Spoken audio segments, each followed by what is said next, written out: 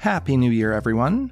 This is Chris Spear, and you're listening to Chefs Without Restaurants, the show where I speak with culinary entrepreneurs and people working in the food and beverage industry outside of a traditional restaurant setting. I have 31 years of working in kitchens, but not restaurants, and currently operate a personal chef business, throwing dinner parties in the Washington, D.C. area. You might have noticed that I took a couple weeks off for the holidays. I hope yours were fantastic. Mine certainly were, though the COVID did hit me the week of Christmas, so that's some of what impacted my decision not to release some episodes. But I'm back, and this episode's a little different. You might have heard my episode a few weeks ago with Tony Moore from the Winning at Work podcast. I got some really great feedback on our conversation, and I wanted to share the other side of it. I had mentioned that I was on Tony's podcast, which came out a few months ago. So I asked Tony if I could share some of that episode here. I cut out the beginning of it because a lot of it's my origin story. If you've listened to this podcast for a little bit, or even if you haven't, you probably have some idea of how and why I started my personal chef business. So I wanted to get right to the heart of the episode. Because Tony works in the CPG, that's consumer packaged goods, space, some of our conversation centers around that. I talk about my favorite processed foods, the brands that I'm loyal to, even though they are not all natural. We also talk about vegetarian goods, specifically processed proteins like Beyond Meat. We discuss other topics like the nostalgia of food and the importance of reading a room when you work as a personal chef.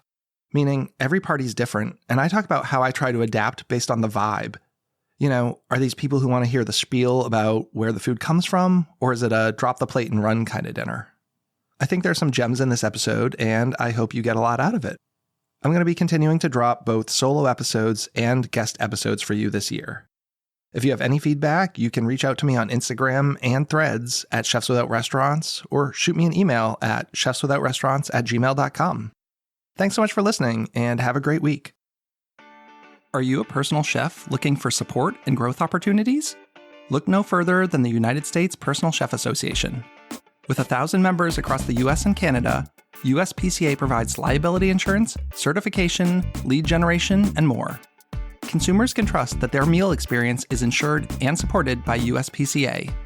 Apply now for USPCA membership and save $75 on Premier, Provisional, Preparatory, and Corporate memberships, as well as $25 on student memberships by using code HAPPYNEWYEAR24 at uspca.com/join.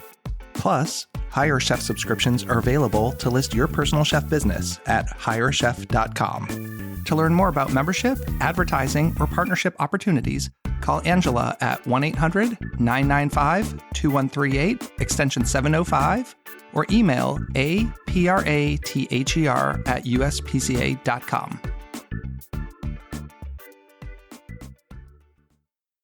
It's now or never, and that was 7 years ago, just about now. November 6th, 2016 was my last day of work at the job I'd been at for 10 years. So you freed yourself 7 years ago. Freed myself in some ways, shackled myself in other ways. But well, yes, leave it. Yes, I left the job, in 2016 to go out and do this personal chef thing on my own full time. So I was thinking, okay, if I wanted a personal chef to come in and cook, the first, I guess there's a number of thoughts that come to me. First of all, who is this person that I'm, letting into my house? What do they specialize in? Are they going to cook what I want? Just kind of what that dynamic was. And I was thinking, that's probably kind of a hard business to advertise. I would feel like that's a kind of that classic kind of word of mouth. What have you found is really works for chefs in this space? Word of mouth is obviously huge. Reviews are huge. Oh, and reviews, you talked yes. about branding, right? That's what it is. Before Perfect Little Bites was a personal chef business, it was a blog. It was a food blog. And for a number of years, people referred to me as a blogger, and I kind of hated that. I saw it as like a pejorative term. Like, no, I'm a chef. I'm just using it because it was so new. I mean, I started the blog Perfect Little Bites in 2010. And I wanted it to be, content. Now we talk about content marketing and all that stuff, but that's what I was doing because I do customized dinners and they're all personalized. I wanted people to kind of be able to pull the curtain back and see what I was doing. And this is my thought process. And this is kind of what I like. And it's not for everyone. It was almost to exclude a certain population. I like to dog on the Cheesecake Factory and the Olive Garden, but like if that's your culinary preferences, I am not for you. So maybe having me have a whole roasted pig's head on a table is going to have some people opt out. But reviews are huge, right? Do you do that? So I have done some of those head to tail dinners. And for a while, one of my, actually, before I revealed myself, because I was working a job and was afraid people, like my bosses, were going to find out that I was moonlighting or whatever, my avatar was me holding a raw pig's head in front of my face. And then I was kind of like, why am I not getting more calls for dinners, But I was afraid to put my face on the internet. Yeah, maybe it's a turnoff. And it actually didn't stop people from hiring me. And then you got to the point where it was just like, I'm going to do my thing and it is what it is, But yeah, it all comes down to branding and positioning. Like, where are you in the market? I wanted to be high end. I wanted, my dinners have always started at a minimum of $100 a head when there's people out there doing $30 dinners. For me, I always wanted to bring linen napkins, bring my own china, have it be an experience. Instead of going out for your wife's birthday, have me come in, do that. So just from a very early on in this, I listen to a lot of business, big Gary Vee fan, listening to those people and talking about, what makes you stand out and how do you convey your story to people? So for me, the storytelling was in place long before I even started cooking for people. Chris, it just hit me that what you're doing really does play to the Instagrammableness of today's society and content. I'm going to tell you, there is no way a chef comes over and puts a beautiful meal on the table and there's not an accompaniment of great photos that are plastered all over that person's Facebook or Insta, whatever it is, like hashtag home chef, that I would think that in and of itself would just create so much buzz from everybody. Like, hey, where did you do this? How'd you find him? And da-da-da-da-da. Absolutely. And, one of the things is with like business social media pages, they say, keep them for business. You should have your personal and your business separate. But for me, it was important to have some elements of my home life because I think this is so personal. You're inviting me into your home. Isn't it great to see me out in the pumpkin patch with my kids? I'm a family man, because you're not some monster who puts on who comes I'm trying to cultivate this relationship with my customers. And I almost want them to feel like they know me and vice versa by the time I get into your house. I've always wanted my business to be less transactional and more personal. And that's something I've guests on my podcast. I have friends, we don't always agree with it. It's like taking deposits. Not that there's anything wrong with money, but I feel once it becomes like you start talking about money too much and it becomes transactional, it's just very much like you're the customer, I'm the person providing a service. And I grew up in a day and age where my dad said, your word and your handshake was the deal and that's all it was. And I've never been screwed. If I say, I'm going to come cook dinner for you on Friday and it's $300 and you say, okay, then that's good for me. And then, the money thing will work itself out. No one's ever not paid me or something. And I have people say, that's crazy. But I just feel like it changes the relationship with the customer. Yeah, I could imagine that kind of cheapens or kind of just takes away from the experience, to be going through some kind of a Venmo transaction before you come out. Yeah, I don't know. And the same with contracts. A lot of people have these contracts of, I will do this, you will do that. I will do this, you will do that. You sign this, you send it to me by this day. Like, that's fine. I guess it's a CYA in some, instances. But again, I've never had a problem with that. So I don't do contracts. I don't do invoices. I've been doing this for like 11 years and I've never been burned or had a problem. So no invoices. No, it's just, it's an email. Hey, Tony, right. I'm coming to your house. I'm cooking for you and your wife. It's going to be $200. Here's how you can pay me in cash, credit. Here's my Venmo. Here's my Zelle. You can pay me day of. And that's it. I've sent you an email. Yeah. Yeah. Some businesses are a lot more complex. Of course, they require that. I would imagine workers' comp, liability, all those things could get in the way. But if you do have a good relationship with people, they're not looking to stick it to you either. Yeah. And I'm a solo person. I don't have employees. I don't report to anyone. It's very easy in that. It would be different maybe if I had people who cooked under my name. If I'm sending you out to someone's house and then, I pay you, and then there could be other things that happen. But right now it's just me, and it allows me to be nimble and just get things done and do it the way that I want to get it done.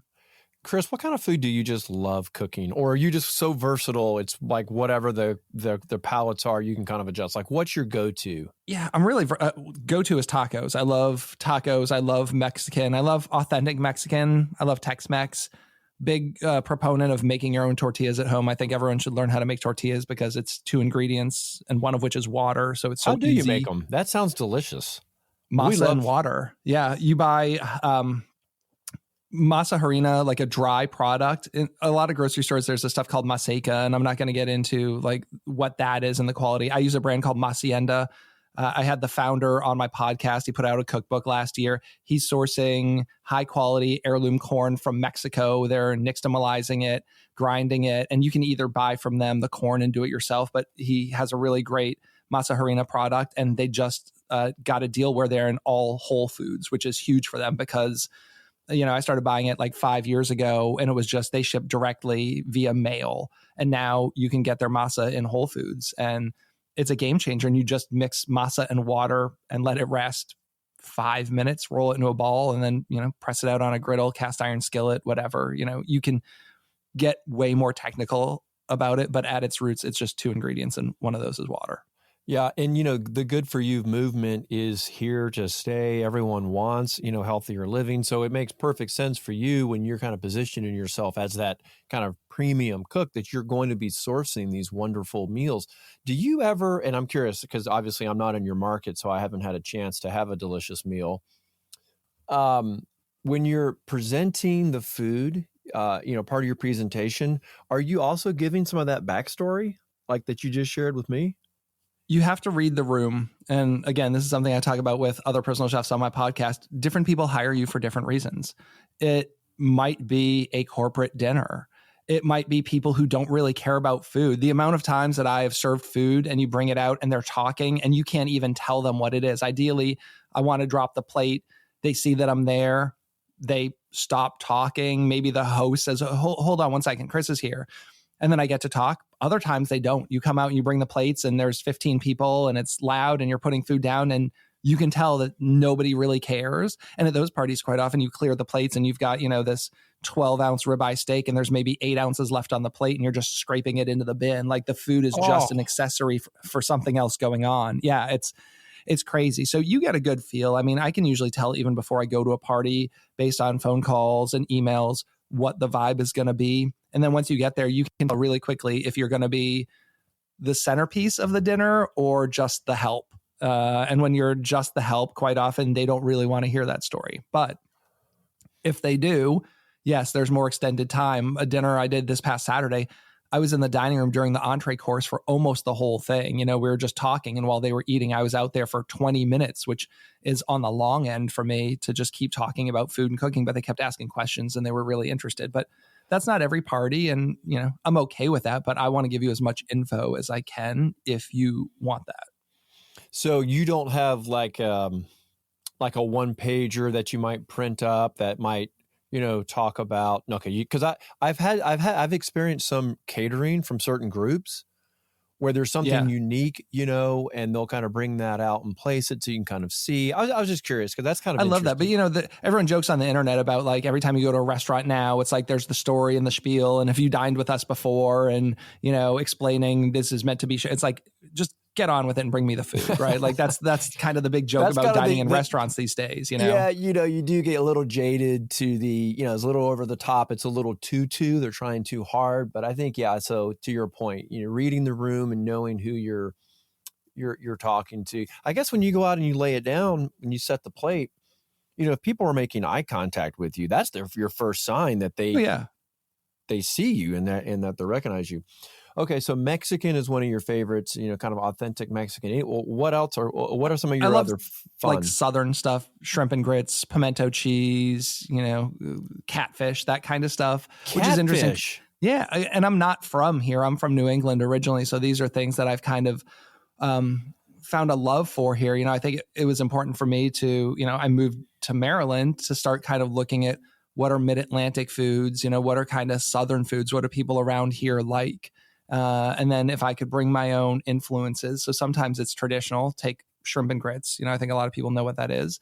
But I also love foods from Spain. So sometimes it's going to be a Spanish inspired shrimp and grits. So there's maybe manchego cheese in the grits, and do a tomato component, but have it based on like a Spanish brava sauce, and there's smoked paprika and sherry vinegar in there. And instead of doing a bacon or an andouille, doing like a Spanish serrano ham. So sometimes I'll keep it strictly traditional, or sometimes I'll bring in some other things that really excite me and make it, a little different. How difficult is it for you to go grocery shopping reading labels these days? Because there is so much crap out there in our food system, and here you are curating some of the best food for people. What kind of pressure does that put on you just in your own personal life? Is it, do you stress out over this, or can you just be kind of easygoing? And yeah, I'm easygoing about that. I mean, if you're talking about anything that's like a prepackaged thing, I, for the most part, have my go-to brands and things I like. And, I think once you find some of those things, and then there's things like, I love ketchup. I love Heinz ketchup. I will never buy a natural ketchup, a low sugar, a made with beets, any of that nonsense. Like, I don't care. It's a super processed product. Nobody in the world makes better ketchup than Heinz regular ketchup. End of story. I don't want in-house ketchup, but just things like that. And it's like, if that means I don't do all natural cooking or whatever, I'm okay with that.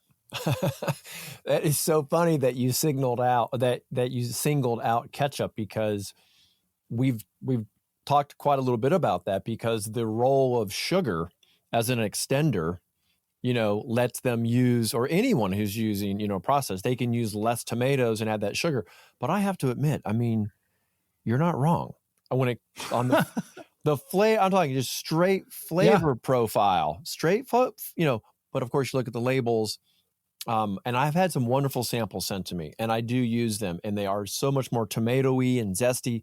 And I know you've tried them, but I think example. a lot of what I think goes back into cooking and successful restaurants and things is nostalgia and reference points and stuff. And, it gets hard if my nostalgia is definitely going to be different than yours, but like what we grew up eating. Right. But I think that's like a classic flavor. I think people know it. And when you try something, even if you don't know that this has, if you make a barbecue sauce and it has Heinz ketchup in it, I think it's going to have a flavor that's reminiscent of something you had growing up, because that's what we all use. We weren't using a natural ketchup. And I just think there's some receptor, some kind of trigger that makes you feel hopefully comfortable when you have something like that. But obviously, going forward, when I'm looking at new brands and things to bring in my home, I love small batch, small companies, companies that are doing things the right way. If you want to use the term artisanal, or, less ingredients, sure. My wife's a registered dietitian. She used to be a chef, but she's a dietitian now and has a master's in public health. So, we talk about food nutrition, food labels all the time. That's her full-time job. But we also have a lot of those products in our home that are, processed condiments and things of that nature. And, my kids want to eat Kraft macaroni and cheese. I've tried making homemade. I've tried like the Annie's, and they're okay. Right. But again, and this is a much bigger conversation, how these companies have engineered these products to be crave-worthy. Yes. Between the salt, the fat, all of that stuff. That is hard. I don't want to eat a lot of processed foods, and I don't want to be serving them, but there are some things that I just love. Yeah. I'm glad you said that, because that is truly what's happened. They've engineered the food, and as a result, they have engineered our taste buds and our palate. And if you're trying to go really against that, you're fighting against something that is so big and so powerful. The consumer has to want to do it. You can't force them into these behavior changes. And that's what I think a lot of companies are trying to do. They're trying to force these consumer behavior changes. Yes. Mm-hmm. I want to get your take on something. Sure. Do you ever cook with plant-based foods? What's your... what does plant-based foods mean? Does it mean, are you talking vegetables and vegetarian? Or are you talking artificially like... meat? I don't eat like Beyond Meat and stuff like that. I think it's gross and terrible. Okay, let me back up. I don't like the beef ones. I will eat like the artificial chicken. I actually like, and I'm a big fan of Aldi grocery stores. I don't know if you have Aldi, We but have they have Aldi like, in the South. Yes. I really like their vegetarian chicken. Like I actually, like that's one of my things I keep in the freezer at all times is like their breaded chicken nuggets that's, soy protein or whatever. And I love throwing those in the oven and making like a fried chicken sandwich with that. So I like that. I don't like the beef ones though. I think they're weird. They have an off taste, off flavor. I mean, at the end of the day, I think you're better off just eating true plant-based and vegetable. I mean, I guess some of that they're calling it plant-based. I don't think it's necessarily healthier. Like if you look at I a don't lot think of those some meats, of them are. Water, soybean oil, all these things. Going back to Aldi, they have a line of veggie burgers. And if you look at them, you know what every ingredient is there. They have a quinoa crunch burger and it has quinoa and it has red pepper and it has peas and it has corn and That's the way to do it. potato starch. See, that's the way to do it. I make one at home that has walnuts and quinoa and chickpeas and things of that nature. So I'm a big fan of vegetarian cooking. I used to be a vegetarian. I think vegan food is really interesting right now. There's some cool stuff. If I'm going to do it, I want to be healthier. And I think again, an overly processed product that maybe doesn't even have like actual vegetables in it isn't a better product for you. I've seen some interesting developments where they take beef and they blend it with chicken. This is not a new idea, but that is, lessening the dependence on just red meat and the consumption around red meat and what it might take to be producing enough red meat. They blend it with chicken and it comes out very, very similar. I just had someone on the podcast. It was Crossover Meats was the name of it. And they're frozen. And kind of to your point, it's great to just have something like that in the freezer. You can pop it out. If you're out of whatever you wanted to cook, just pull them out and they're frozen and they're perfect. And there are some really good chicken brands out there or substitute chicken. There's some very, very good ones in that. I think chicken is further along, in my opinion, than beef. I do too, from a number of years of eating in vegetarian restaurants, like the TVP type stuff. I used to go to a Vietnamese restaurant. They called it like mock duck, but it was like vital wheat gluten, that had the right texture of it. And once you cooked it up in sauce, it was delicious. But like a hamburger, I would rather just eat a vegetable burger or even like one of the chicks ones before I have like a fake beef one. It's weird to me, and I still eat beef. So I would rather eat a hamburger, a good real hamburger, less often, and then just have like, an actual veggie patty the other times. Yeah. I think that's what I see happening here too a lot. So before we go, I want to know a little bit more about what some of your future plans are, because I know right now you kind of operate solo. Have you given thought to, or maybe what some of the pros and cons would be for you if you were to try to expand on your personal brand and maybe try to add more people to expand your reach?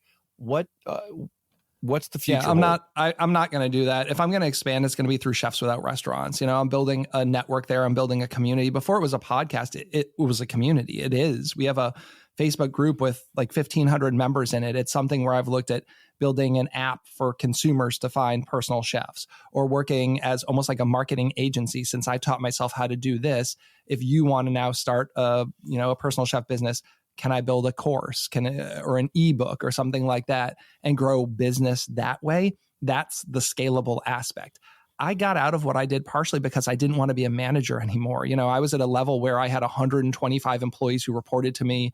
My daily success hinged on their success or failure, and you're getting calls at home because a 16-year-old did something stupid. And like, I didn't show up to work. Yeah, I don't like that. I don't need that. I don't, going back to like reviews, read any reviews of any business out there. And 90% of the negative ones come from some interaction that not the owner, not the chef, but a frontline employee. So I went to this restaurant and the waitress was rude. I went to this restaurant and, the food was terrible. And, it was a night the chef wasn't there. I don't want to send you to go cook at those people's house and you not, holding things to my standard. Maybe I'm too much of a control freak. I totally am like, okay with that, but I have like a certain standard and certain level. And I'm doing what I do because I really enjoy it, the cooking process. If I start stepping back and become more of an office manager, that's not what I want to do. I could go make more money And if I'm going to sit behind a computer, I can make more money doing something in a more lucrative field than managing a bunch of cooks and chefs. I want to go out and cook because I enjoy going out and cooking. So if I'm going to grow and scale, it's going to be through the Chefs Without Restaurants community. So Chris, for people that are maybe in your geographic area, like what's the best way for them to connect with you and perhaps have you come down and, bring a pig head? Yeah. Or maybe my business something, even better. Yeah. Well, my business is called Perfect Little Bites. So perfectlittlebites.com, but I'm at Perfect Little Bites on social media, Facebook, Instagram. There, you can find me there. You can DM me. You can follow along. I tell people, if you're not in my geographic area, I'm always sharing recipes, blogging about recipes, cooking about food, talking about food, giving cooking tips. So yeah, follow along. Maybe you can learn some tips and tricks. Maybe you can pick up some recipes. I do about a 70-mile travel radius from Frederick, Maryland. So again, that's like DC, Northern Virginia, Baltimore, but I go into like Harpers Ferry, West Virginia. I go up to York, Lancaster, PA. For the right price, I travel. I know a lot of chefs who do travel things. I mean, I'm always amazed when someone says, yeah, this client paid for me to come down to Florida and cook for them for a week. So if any of your listeners are out there and, want to fly me out or have me commute out to wherever they are, I'm open to that as well.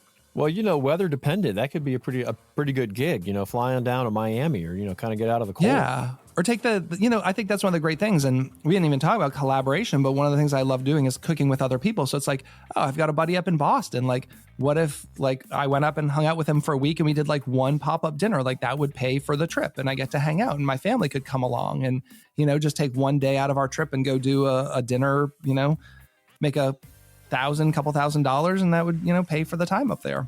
That sounds fantastic.